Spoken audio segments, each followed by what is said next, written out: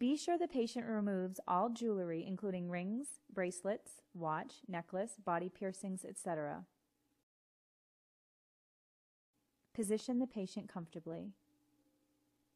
Be sure that all clothing is removed from the treatment area.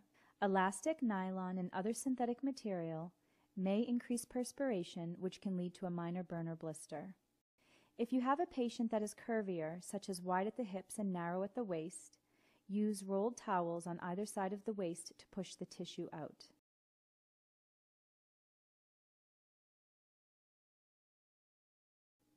Some patients that have a more petite body frame may not have enough depth for you to position the applicator properly.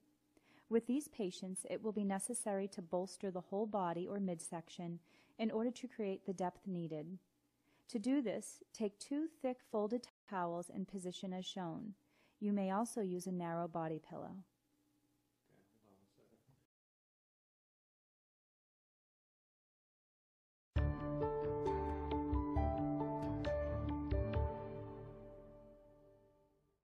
Once the patient is comfortably situated, place the spacer over the treatment area.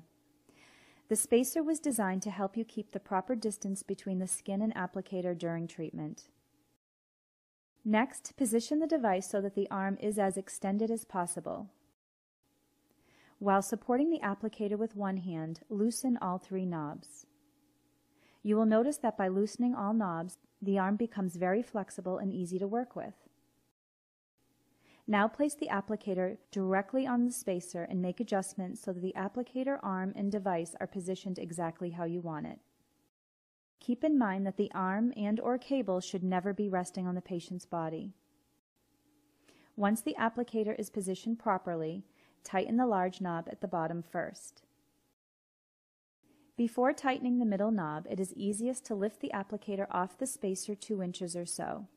Tighten the knob, then gently push the applicator down so that it is just above the spacer.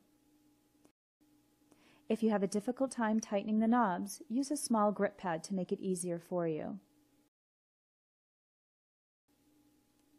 It may be necessary to make minor adjustments to the angle of the applicator. This can be done by loosening the knob closest to the applicator. You will notice that when this knob is loosened, you now have full range of motion with the applicator. Once you've made your adjustments, tighten the knob. Remember, the spacer should move freely under the applicator as to allow proper distance and airflow to the skin. Once the applicator is set, walk to the head of the bed and then the foot of the bed to make sure the applicator looks even and centered over the treatment area. Make minor adjustments as necessary. Always check the cables to make sure they are not touching the patient or bed. Pull the cables up if necessary.